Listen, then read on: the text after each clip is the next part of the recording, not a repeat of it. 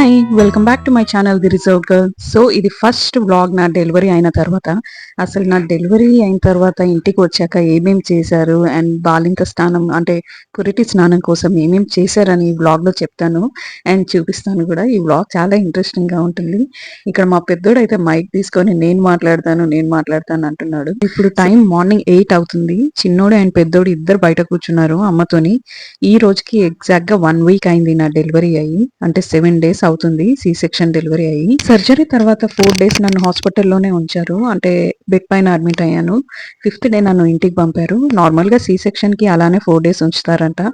ఇక్కడ జాన్ అయితే కూర్చొని బ్రష్ చేస్తున్నాడు. బ్రష్ చేస్తూ అలానే నా కోసమని వావిలాకు వాటర్ పెడుతున్నాడు.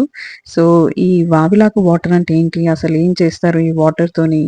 ఇదంతా పురిటి స్నానంకి ఎలా రిలేటెడ్ ఉంటుంది అని ఇప్పుడు మీకు అదంతా ఎక్స్‌ప్లెయిన్ చేస్తాను. అయితే మా ఇంట్లో కట్టెల పొయ్యి లేదు. డెలివరీ తర్వాత కట్టెల పొయ్యి మీద వాటర్ కాగబెట్టుకొని స్నానం చేస్తే బాడీకి మంచిదని మా అమ్మ ఇంకా పెద్దవాళ్ళు చెప్తూ ఉంటారు కదా! అందుకని ఇక్కడ జాన్ కట్టెల పొయ్యి రెడీ చేస్తున్నాడు. మా ఇంట్లో సజ్జ పైన ఎప్పుడు ఎండిపోయిన కట్టెలుంటాయి. మేము చలికాలం ఎక్కువ చలిమంట వేసుకునేవాళ్ళం. అందుకని కట్టెలు ముందే కొనుక్కొని సజ్జ పైన పెడతాము. ఇలా అవసరం వచ్చినప్పుడు యూజ్ చేయడానికి. మా పెద్ద బాబు అయితే చాలా ఇంట్రెస్టింగ్‌గా చూస్తున్నాడు. అసలు డ్యాడీ ఏం చేస్తున్నాడని. అయితే మా ఇంట్లో గీజర్ కూడా ఉంది కానీ, గీజర్ వాటర్ యూజ్ చేయడం అంత మంచిది కాదు. ఎస్పెషల్లీ డెలివరీ అయిన తర్వాత బాడీ పెయిన్స్ అవన్నీ ఉంటాయి కదా! అని ఖచ్చితంగా కట్టెల పొయ్యి పైనే వాటర్ పెట్టుకొని స్నానం చేయాలని అమ్మ డైలీ బయటికెళ్ళి వాగులాకి తీసుకొస్తుంది. ఇంకా మా బాబు కలిసి కట్టెల పొయ్యి రెడీ చేస్తున్నారు. కట్టెల పొయ్యి కోసం ఆల్రెడీ మా ఇంట్లో ఇట్లా చిన్న చిన్న కట్టెలు, పేర్లు ఆల్రెడీ పక్కకు పెట్టుకుంటాము. అలానే పేపర్లు ఇంకా పాత క్లాత్స్ గూడా. ఎందుకంటే మంట పెట్టనీకి అవి యూజ్ అయితాయని చెప్పేసి.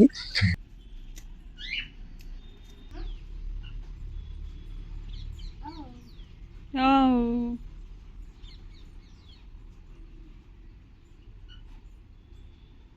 బాబు గూడా ఊదుతున్నాడు మంటని. తను ఫస్ట్ టైమ్ చూస్తున్నాడనమాట ఇలా మంట చేయడం ఇదంతా.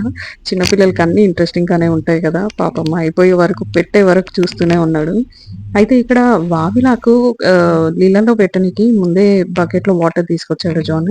అయితే ఆకుని మనం మంచిగా వాష్ చేసుకోవాలి. ఎందుకంటే చెట్టు పైన ఉన్నప్పుడు డస్ట్ అదంతా ఉంటుంది కదా!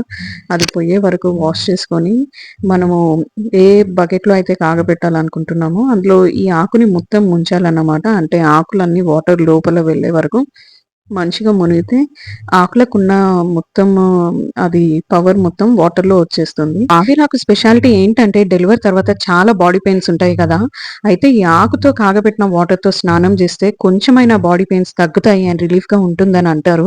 అండ్ నిజంగానే రిలీఫ్‌గా ఉంటుంది కూడా. నేను ఫస్ట్ టైమ్ ఈ ఆకుతో స్నానం చేసినప్పుడే నాకు తెలిసింది అసలు ఎంత రిలీఫ్ వచ్చిందో. ఎందుకంటే 4 డేస్ సర్జరీ తర్వాత అసలు స్నానం చేయకుండా ఉంటాం గదా! సో, ఫిఫ్త్ డే నేను స్నానం చేశాను. ఫస్ట్ టైమ్ ఈ ఆకుతోని.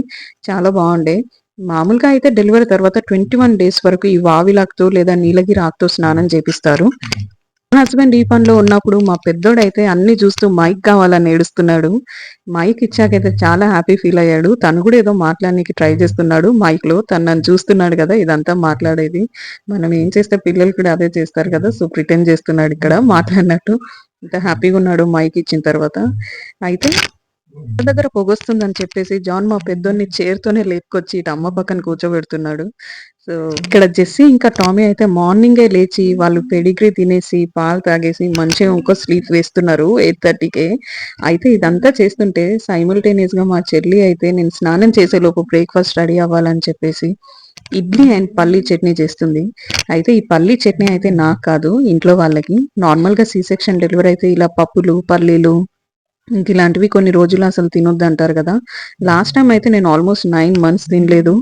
పప్పులు, చట్నీ ఇదంతా నా భయంతోని ఎక్కడ మళ్ళీ ఇన్ఫెక్షన్ అవుతుందేమో అని. రోజు వెడ్నెస్‌డే కాబట్టి బయట వాకిలి మొత్తము కడుగుతాము. అండ్ చెట్లకు గూడా మార్నింగే వాటర్ కొడతాము. మా ఇంట్లో every Monday, Wednesday, Friday, Sunday పక్కా ఇల్లు వాకిలి మొత్తం కడుగుతామన్నమాట. జాన్ అయితే ఎప్పుడెప్పుడు పల్లి తిందామా అని వెయిట్ జేస్తున్నాడు ఛాన్స్ కోసం. మా ఇంట్లో చట్నీ చేసే అప్పుడైతే పల్లీలు సగం తినడానికే అయిపోతాయి చట్నీలో కంటే. వాటర్ అయితే ఆల్మోస్ట్ కాగిపోయాయి.